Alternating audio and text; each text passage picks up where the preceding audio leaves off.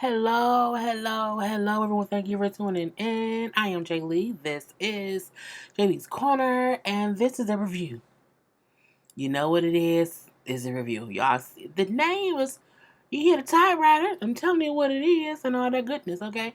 But first things first, if you have not done so already, please take a moment to subscribe to my channel and become a whole JayBird. JayBird. Dun dun dun dun dun. Okay, y'all know it's late. It's 3:46 in the morning. If you have not done so, please make sure to hit the like button. Please make sure to hit the notification bell. Please make sure to comment in the comment section below, and to also share this video. You can see up top, my IG and my Twitter and all that good stuff to follow me, and let's get through this review. Okay, so we see the beginning starts off where the last episode left off, and K Michelle is talking to Tony. Okay, and I don't know why I spelled no, not Tony, Tony, and I spell it Toenae. Okay, and it's a hyphen in between, because I just assume that's how I spell, but I know it's not. But anyway, so, she's talking to Tony about how, I just want, to have a conversation about the whole surrogacy thing. And, we never kind of talked in detail about, like, what I would want, what you would want, and the ground rules of it, So she go into detail about what she do and do not want. I don't want to be contacted every day, you know what I'm saying? You've been making comments like, oh, we're going to be one big happy family. Like, that's not what it's going to be, you know what I'm saying? I didn't like how you did the YouTube video. I thought that was a bit much because it was just jarring to me. I'm like, well, how is it shocking that someone told the world that was going to be your surrogate, but you also told they on the show. I guess maybe she didn't want people to know before she told people. That part I get. But I'm like, you can't want it to be private if you bring her on Love and Hip Hop. If you didn't want anybody in your business, you would not have brought the girl, her boyfriend, and her 3 children on Love and Hip Hop. But I digress. You know what I'm saying? She's like, I also don't want to be going to all these appointments right now. You know what I'm saying? And I don't want you talking about it. And I'm like, K Michelle literally wants someone to have her babies and just give them to her. Go adopt. Better yet, get a stranger. If you don't want to have anything to do with the surrogacy, if you don't want to have a friendly relationship, get you a person who's really a professional surrogate, works for a surrogacy company. Don't get someone who you have befriended that you met in a parking lot of the IKEA who, oh, I love how she parents her children, which means you've been hanging around her enough to see how she parents her children. You can't want that kind of person in your life, but then say, but when it comes to me and my business, I don't want you involved. It's just not how it works. And for the most part, Tony said, okay, I get that or whatever. She said, I don't, I can do that. K Michelle then said, and your boyfriend, like, he may be an issue. Like, I've already been told that legally he's the issue. No, K Michelle don't make up things or whatever. Because he ain't the husband. Okay, so she tells, like, I just don't want him being involved. I don't want him, stressing you out or whatever. I don't want any of that. You know what I'm saying? I just kind of want the perfect surrogate. I want the perfect surrogate. And she said, well, K Michelle is not, Kimberly is not going to be a perfect surrogate or whatever. But I want the closest to perfect. And that's me. I'm as close to perfect. I mean, look. I think it's fake and fugazi if you ask me. I do think she wants to really have kids, but I don't think this person is her true surrogate. I think it's a storyline. Because nothing makes sense, okay? And I don't care. So we do later on see K Michelle meet up with a guy from Sugarland, a country group. I can't remember what his name was. I didn't write it down. But she says he's a legend. Homage. Okay, she wants to do country music. I've listened to, I think, at least 2 K Michelle albums. And she has a voice. Like, I don't think anybody can deny that. She yodels a lot, so I guess because she yodels a lot, and she was born in I guess she was raised in Nashville. I'm assuming she was whatever. Well, no, Memphis, Tennessee. She likes country, which is nothing wrong with that. So she wants to try to do a country album. And, he said, well, you should do the old opera. The old opera is what you do. But I don't want to be, I don't want to get rejected. I don't want to get rejected. It's so much things that go into being a country artist. I'm just not ready. He said, if you can't take rejection, you shouldn't do country music or whatever. I feel like it's all a storyline. I really, really do. I feel that she authentically wants to do country. I think she authentically believes people doubt her ability to do it. I think that is 100% true. But the way she went about, I'm like, girl, I don't really, he starts playing his guitar, a little, saying, the chorus, a string, a little ditty, and he sing a little bit of as she talking, and she sing a little bit. It was cute. It was cute. I mean, girl, peace be unto you and whatever it is you want to do. Okay, so we then see April. April has went home. We know she's in Chicago, and so she go to see her mom, and she stayed I think one night at the hotel with Paris. She say, "Nah, Paris is in Chicago looking for a Chicago thug. Paris wants vagina. Paris seems gay. Paris don't seem like she want a penis. It does. She just doesn't. And I think, but I don't know if that's just Paris being weird because she plus size. And sometimes plus size people don't know how to properly just act like they want dick, and I don't know why. Because I do fine. But it could be that. It could be that she just isn't used to being in sexual hell in a not normal way, but a way that don't look fake. You just assume that Pierce wants a vagina, someone else's vagina, but it is what it is. So April was spending some time at her mom's house. She brings up how her mom and her did not have the best relationship. We seen that when they was first on the show, back when her and Maya was together, and her mom didn't get along. Okay, she brings up how her mom gave her up from the time she was around 5 years old until she was around 11. The mama gave her to the grandparents, mainly because she couldn't afford to take care of her kids. So, she say, April, go sit down over there. I'll be back. But she would come visit here and there. And so April brought up how over the years, one, they didn't have the best relationship. And two, she resented her mom for years for abandoning her, she felt. This how she wasn't there on a full-time basis and she didn't know the reason her mama left her with her grandparent her grandparents. She said it wasn't until she had her own children that she realized probably how hard it was to have kids. And if I'm having hard, I just have two kids. I can't imagine how it was to have five, and to have five back then with no help. So again, she said, "You were the best mom. I'm so okay. I was a bad child. I would do this and I would do that. Okay, they cool now. That's fine." Um, the mama started saying, "Oh, yeah, because I know it was so bad when you and Marion broke up. You look so sick or whatever. You know what I'm saying? I thought you was going to die." I'm like, why is everyone saying that she was going to die?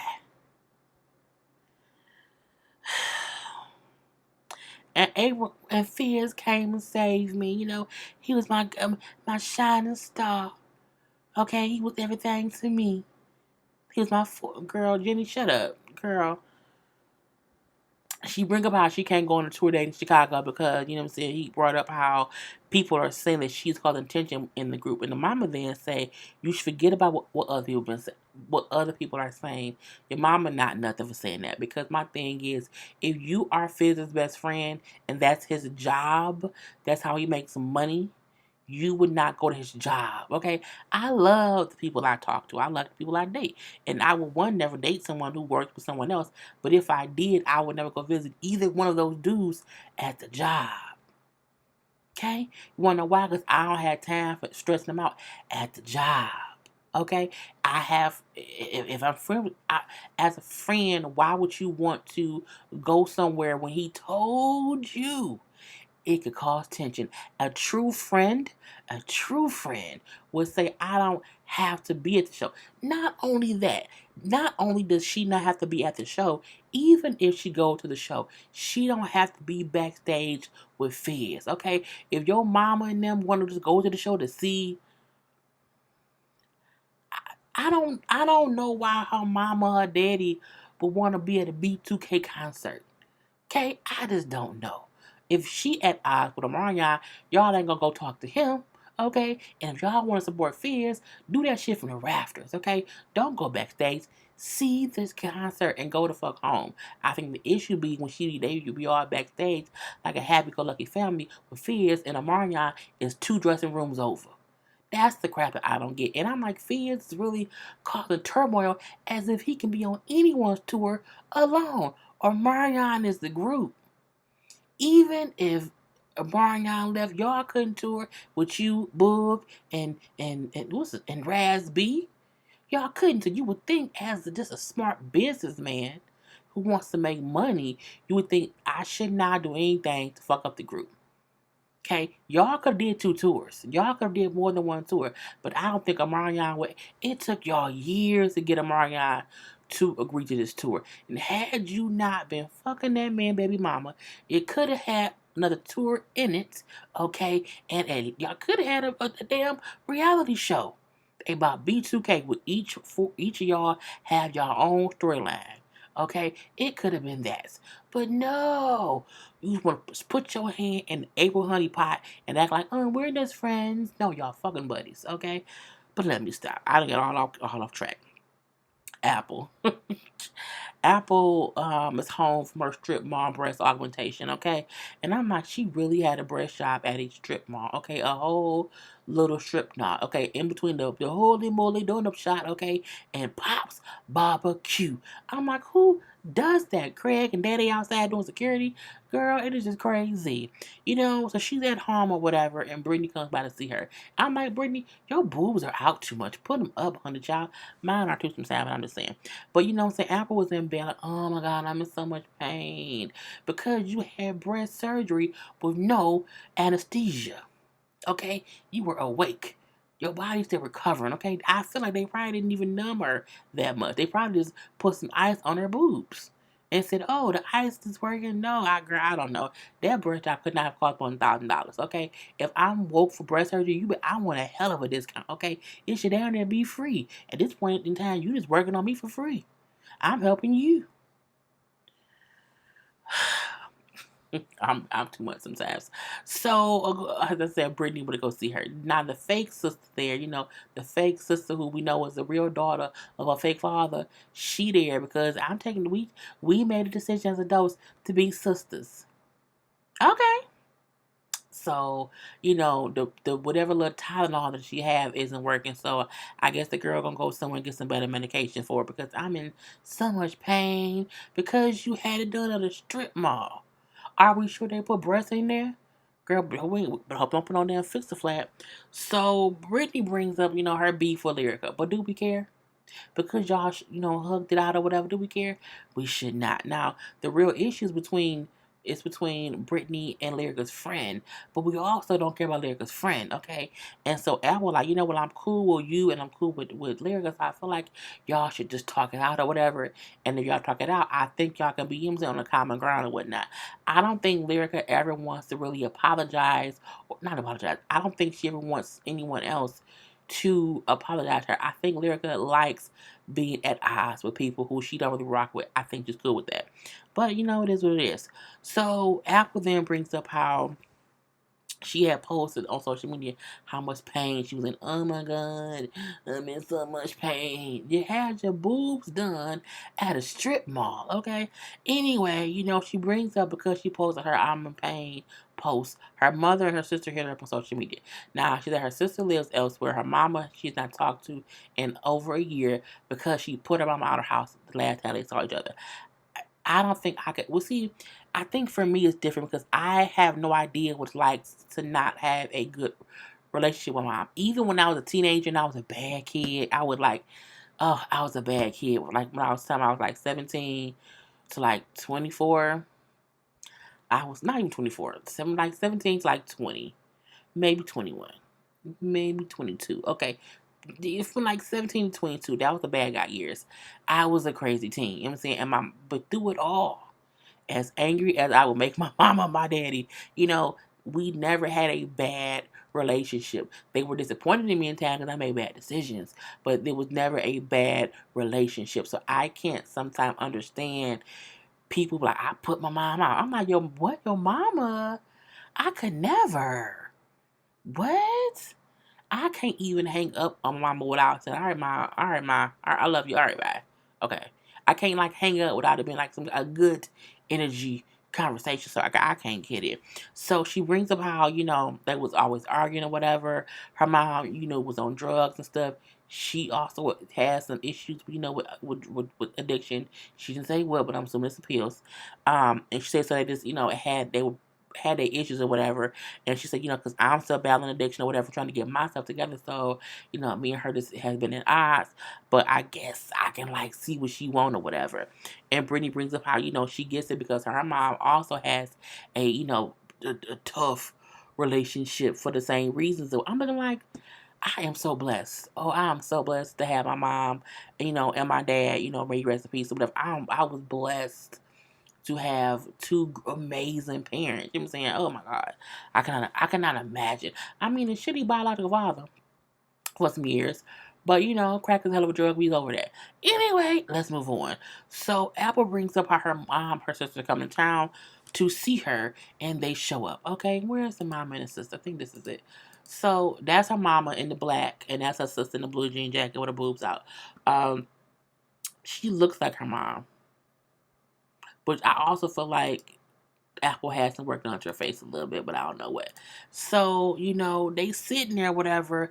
The mom now lives with the grandma in Vegas, and the sister lives elsewhere. The sister had had an ankle monitor, okay, a tether, girl, a tether on her leg. Cause I got charged up my ankle monitor. I'm looking like, what? Should you be out if it ain't charged up? What are you doing? And she, girl, plugged it right into the damn wall. I say, Lord Jesus. So they all, I kind of say how they don't deal with their family too much because how the three of them are kind of the black sheep of the family. Okay, they kind of like the degenerates. Okay, they always get into some trouble. And when Apple said like, well, yeah, because when my mom left us or whatever, and my grandma and them took care of the other kids, but put me and my sister in foster care. And at one point, my sister was out here selling coochie to make ends meet and was kind of helping me when I was pregnant. I'm like, that's a lot going on or whatever. But the conversation was kind of so all over the place to where they were just saying how the other family don't really mess with them because of things that they've done and decisions they've made, and so they kind of, but they also don't talk to each other. Something like, I'm confused about who don't talk to who. It seems like none of y'all talk to any of y'all, but girl, I don't know. So she also brings up how her mom, at one point was just in these streets, and that's why the mom couldn't get them when the grandparents had them in foster care because she said, I was in the streets. I was also in prison at one point or whatever.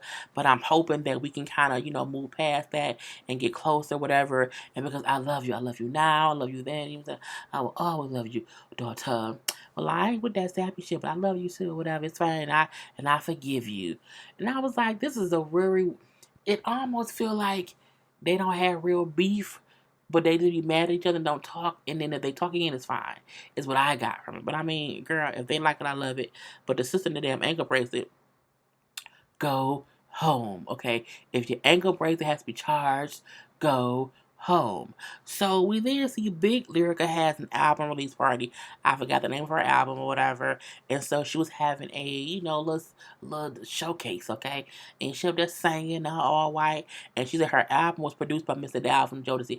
I said, Mr. Dalvin, I used to be in love with Mr. Dalvin. I mean, like, I thought he was the cutest thing walking this earth because it was him and Divine Tag and Casey and JoJo, whatever. Forever, my lady.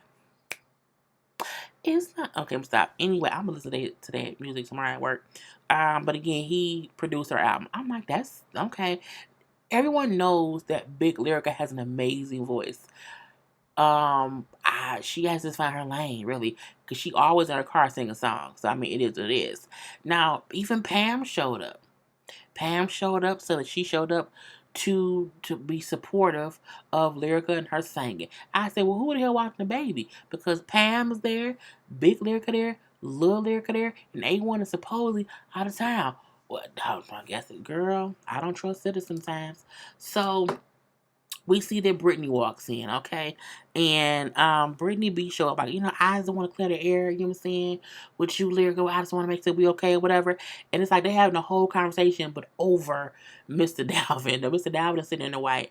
I will say that this is one time they all look fine. I really don't like Lyrica's nude bodysuit. I just wish it looks cheap. It looks cheap. It looks like, it looks like it called like, and ain't nothing wrong with clothes. It's not expensive. Don't get me wrong. But I feel like it should have been a different color. I like her hat. Her lipstick was really, really pretty. Her mom looks amazing in white. Brittany looks nice in her, zebra shirt, you know what I'm saying, the black skirt. It was cute. Davin looked great in his, you know what I'm saying, all black, all white. Now Pam looked crazy, and that's why I could not even get a picture of her because the cameras moved too fast, but I digress. Anyway, so we do see, because when Pam walked over, whatever, her and Lyrica hugged, and then they went and got drinks together. And at that point, Dalvin also got up and said he would talk to Pam later. And so this one we have Pam and Lyrica having a conversation. Not Pam. We have Lyrica and Brittany having a conversation. And, Brittany's like, I just want to make sure that we cool about this chit chat. I'm like, why y'all? Uh, I don't want to have idle chit chat with someone I already rock with. I don't want to do that.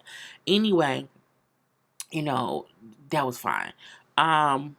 Brittany then bring up, oh, y'all seen the IG live girl with that Summer Fox girl? I can't believe that. Girl, I don't want to talk about her, girl. She was getting on my nerve. I ain't got time for it. And she also brings, but I know what she was on. I can't believe that she was on live with Zell. She's like, yeah, I can't believe it either, because, A1 called him, whatever, we kind of cussed him out. I don't know what he did that for. Now, at that same time, Zell walks in. Okay, I'm looking like, oh my God. I really miss the old cast. We complained so much about, Masika and Angel Baby? No, Nikki Baby and Bridget and Brooke and Marcus and Tia Marie. We complained and complained and complained, and now I wish they were back.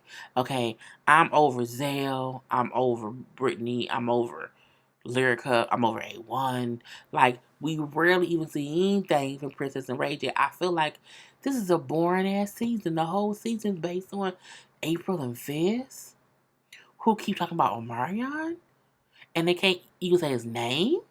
Girl, I could not. So, they'll walk in and sit down like, I think you owe me an apology. Talking to Bridget, and not to Bridget, girl, to Brittany. And she was like, what? For what? Well, because you came with my friend. And she like, Paris?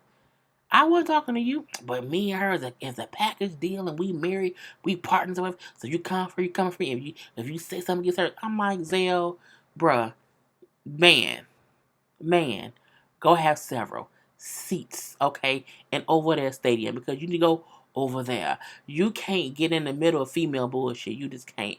I don't care how gay you is, how many dicks you suck. You cannot get caught up in two females having back and forth catty behavior. Because my thing is, at the end of the day, if I get heated, I can't fight you, bruh. And I feel like you have no reason to be any issues between Paris and Brittany. Even though Brittany should not have had any issues with Paris, because she was going after Paris because it came Michelle. At the end of the day, it ain't got shit to do with you. I really feel like sometimes these men need to literally stay out of women's business. Period. Okay? Anyway, so now this one time, Brittany, like, I don't have nothing to apologize to you for. That I was talking to Paris. I don't care. We a couple and we married. I'm like, y'all are not married or a couple. And Brittany said, you not gay? I thought he not gay. I thought he was gay. You like girls now? That ain't the point. It is the point. If that's your wife, do you no longer like penis? Do you like pussy? We need to know. Okay. Well, I don't care. He starts calling her a zebra because she has the zebra print shirt on. She calls him a wildebeest. I said, no, that baby cackle. And so he was a fake Tupac as well because I was dressed. I don't like how Zell dressed. It's just weird to me, but it is what it is, And then she told him that he ain't shit for being on live with Winter Alligator or whatever. I don't care. Whatever. They was exchanging stuff. I didn't care. It was seeing too much. Brittany said, girl, I'm finna go and do what I'm all doing. I'm gonna be, out here working. For who? I mean, for someone. I think she's an A&R, so I mean, like, let's not, like, so we don't know what you do. Anyway, he brings up how anyone who don't like his live can suck his dick. And then Lincoln said, say, what now? Because, again, she had an issue with it, and so did A1. So, I mean, I can't. So, Brittany gets up and leaves. He told her butt looked like a stank. I mean, but you don't look like you smell amazing either, Zell. Anyway, they could bring up how she didn't care about Brittany as our argument because she's not friends with Brittany, so she don't care what happens or whatever. Zell then said, I was only on live with Summer Fox because Ray asked me to style her. I'm like, I don't care. I don't, because I don't think he really styles people in real life. So we then see Lyrica hired movers. Lyrica said that someone sent her a DM and told her that A1 met some girl on his flight and he slept with the girl afterward. Like he met on the flight, they met up at some hotel and they got busy, okay? And she then said how some kind of way the girl, because it's the friend of the girl he slept with, and the girl told her, I have been DMing you and you hadn't been responding. She then said, apparently, A1 had hacked my phone and he would get into my IG before I could and delete the messages. That don't make no sense. So you mean to me some random girl sent you messages and he miraculously was able to know when she sent them and was able to get into your phone and delete them before you could see them. I plot line. What is this? It's a plot line. What is this? A bullshit plot line, if you ask me. I don't care. Because she know how all these movers to come in and move every bit of furniture up out the house. Okay. And she leave his dogs and say he'll be back tomorrow. He can get the dogs. I'm like, okay, if you say so. I mean, I'm not saying that she should not leave her cheating husband if he really cheating. What I'm saying is, I don't believe this happened. I don't believe A1 pull girls like that. I think A1 seems like he's a loner. Like I don't even see him really like flirting with women or women throwing themselves at him like that. I don't. So you mean tell me he's always just cheating with different girl? I don't care. I don't. But I mean, plot line. But again, if your husband she didn't leave him. She had every right to do that. I mean, at least this time she took the baby. Last time she didn't. So we then see back in Chicago, April is doing different stuff. I can't take the notion that this show is really featuring April, because I was here and I did my music here, and I'm gonna go see Ryan. Ryan, can I get a tattoo? He's like, I don't know. And can it be free? I'll fuck with you. No, I will give you my coochie for a free tattoo. I'm looking like, who says that on rent, girl? I don't care. And I'm in the studio and I'm singing, but I can't get it right because of who I am. Okay. And I don't care. And it's the last day in Chicago, so she has dinner with her family, whatever, and also Willie from Day 26 and his wife was there. I'm like, no, that's just out the blue. They used to be on the show. I'll bring them back. They had all kind of drama before. I just can't take this bullshit. And Fizz is there, still making it seem as if, oh, me and April, we're just friends, we're just good friends right now, whatever, you know what I'm saying? And whatever anyone else is thinking is what's making it weird. No, you two lying is what's making it weird. People would have respected the fact that y'all were a couple if y'all had not just kept going on with the lie. When you are just friends with someone, you don't then say, but if we become some more, it shouldn't matter. You keep saying that because it's already happening. Okay, I have male friends, and it ain't not. I have people kept assuming me and the bad guy were still a couple after we broke up because we were very, very close. We consistently said no. We're literally the best, worst friends, okay, ever. Okay, we're like frenemies. Excuse me, and we're just friends. It ain't shit up. Ain't gonna be nothing up in the past or in the future. Nothing gonna be up. Whereas April and Fizz consistently says things like, "Oh, we just friends right now. We just friends, for the time being. Oh, but if ain't nothing going." They keep making it seem as if like today, like we didn't have sex today, but we were gonna probably have sex tomorrow, and we could have had sex yesterday, but you didn't ask me yesterday. So that's why people don't respect either of you because we know y'all lying. And had y'all just said months ago, yes, we're a couple. Like it happened. Like we didn't plan on it, and it just happened. But y'all been bold-faced lying to people as if we blind or deaf or dumb, like y'all. Okay. Anyway, so Willie brings up something true. He said, "You know what? This from the outside looking in, B2K always came off like y'all were all friends. So it does look weird that April, you have kids by Marion, but it seemed like you dating Fizz. Like that dude seemed weird on the outside looking in. We friends right now. I'm like, if every time uh, April or Fizz said it was friends right now, if every time they said that someone took a drink, we would all get liquor poisoning because it would be too drunk. They said 18 times every episode. They say that just as much as I say anyway or whatever. They said 1,000 damn times. I don't care. We're just friends right now, but so what if we date later? Friends don't say that. You want to why? Because friends ain't thinking about dating their friends unless they are thinking about dating their friends or already dating their friends. Okay, I can fall in love with him tomorrow because you already have. Again, friends don't say that. I don't want to fall in love with my friends. I like my friends as friends and nothing more. So April and Fizz talk about their friendship as if they're just waiting to announce the relationship. And that's why no one believes you.